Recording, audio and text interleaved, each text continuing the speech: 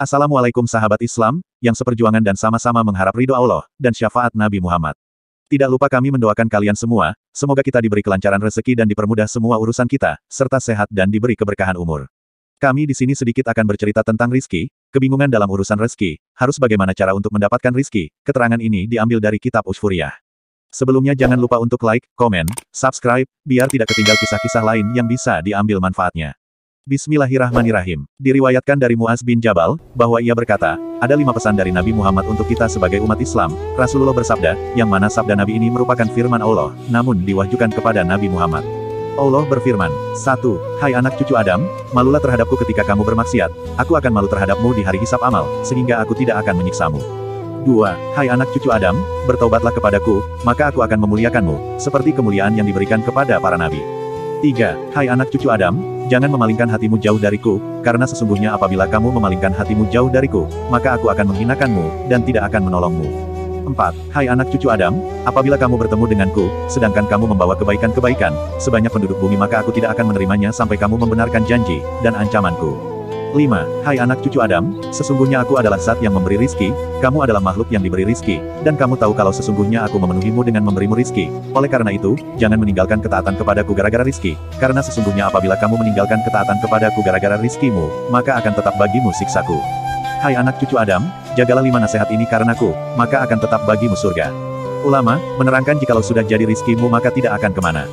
Catatan Al-Fakir mengatakan, hai saudara-saudara muslimku, janganlah kalian bersedih hati atas rizki, dan janganlah rizki kalian mencegahmu dari taat kepada Allah, karena ada firman Allah yang berbunyi, tidaklah dari makhluk hidup di bumi kecuali Allah telah mengatur rizkinya. Dari firman Allah ini, terdapat hadis yang menceritakan bahwa sesungguhnya Allah menciptakan burung hijau di udara, yang mana terdapat anak panah berada di punggungnya, dan terdapat anak panah pula di bawah perutnya, namun burung itu tidak mati atas kuasa Allah. Dan Allah menciptakan ikan besar di laut, yang selalu memakan ikan kecil. Sesaat setelah ikan besar itu memakan ikan kecil, ternyata didapati sedikit daging ikan kecil yang terselip di antara gigi-giginya. Selitan daging itu membuatnya sakit, hingga ia mengeluarkan kepalanya ke permukaan air. Saat kepalanya dikeluarkan ke permukaan air, mulutnya terbuka. Sementara itu, burung hijau tadi datang ke arah mulut ikan besar itu, dan masuk ke dalamnya. Kemudian burung hijau itu memakan daging yang terselip di antara gigi-giginya, sedangkan 2 anak panah yang tertancap di punggung dan bawah perut burung hijau itu, menjadi seperti 2 tiang di mulut ikan besar itu, sehingga ikan besar tidak bisa melahap dan memakan burung hijau tersebut. Setelah selitan daging yang menyelip di antara gigi-gigi ikan besar itu habis dimakan burung hijau, ia pun keluar dari mulut ikan dan terbang ke udara. Allah telah menetapkan rizki burung hijau itu berada di antara gigi-gigi ikan besar, kemudian ikan besar kembali ke tempatnya dan beristirahat, tanpa ada rasa sakit di giginya. Catatan Al-Fakir mengatakan, dapat disimpulkan masing-masing dari burung hijau dan ikan besar itu, saling menjadi sebab satu sama lain. Allah tidak meninggalkan burung hijau tanpa mendapatkan rizki. Lantas, apakah Allah akan meninggalkan manusia tanpa memperoleh rizkinya? Itu tidak mungkin karena Allah Maha Pemberi rezeki. Terdapat cerita lain, yang akan lebih meyakinkan kita, bahwa rezeki kita tidak akan tertukar dengan orang lain, dan sudah diatur oleh Allah, yaitu cerita seekor burung gagak yang memberi makan terhadap seseorang yang tengah sengsara. Diceritakan bahwa sebab Ibrahim bin Adam bertaubat, adalah bahwa pada suatu hari, ia keluar ingin berburu, sesampainya di tengah perjalanan ia beristirahat di suatu tempat, sambil mengeluarkan nampan piring yang berisi roti, untuk bekal makanannya. Saat makanan berada di atas nampan piring, tiba-tiba burung gagak datang dan menyambar rotinya dengan paruh dan langsung terbang ke udara. Ibrahim pun kaget, kemudian ia bergegas menaiki kuda, dan mengejar burung gagak itu hingga menuju ke arah gunung. Ibrahim kehilangan jejak, ia pun terus mengejar burung gagak itu dengan naik ke arah gunung. Tiba-tiba dari kejauhan, ia melihat burung gagak itu. Ketika ia telah mendekati burung gagak itu kaget dan akhirnya terbang. Sesaat setelah melihat tempat burung gagak itu, tiba-tiba Ibrahim melihat seorang laki-laki terikat tergeletak miring di gunung. Ia pun turun dari kudanya dan melepaskan ikatan laki-laki itu. Setelah laki-laki itu terbebas, Ibrahim pun menanyakan apa yang telah terjadi padanya. Laki-laki itu menjelaskan, sebenarnya aku adalah seorang pedagang, aku telah dirampok oleh segerombolan perampok, dan semua harta yang aku bawa dirampas oleh mereka. Mereka menganiayaku, mengikatku, dan membuangku di tempat ini.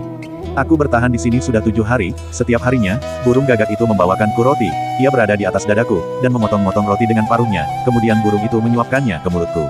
Selama 7 hari itu, Allah tidak meninggalkanku dalam keadaan kelaparan. Setelah mendengar cerita laki-laki itu, Ibrahim pun menaiki kudanya dan membonceng laki-laki itu untuk diantarkan ke tempat di mana ia tinggal.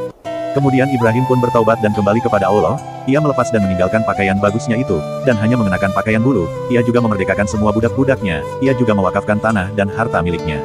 Kemudian ia mengenakan tongkat dan pergi menuju kota Mekah tanpa membawa bekal dan kendaraan, ia hanya berpasrah diri kepada Allah, dan tidak khawatir dengan bekalnya.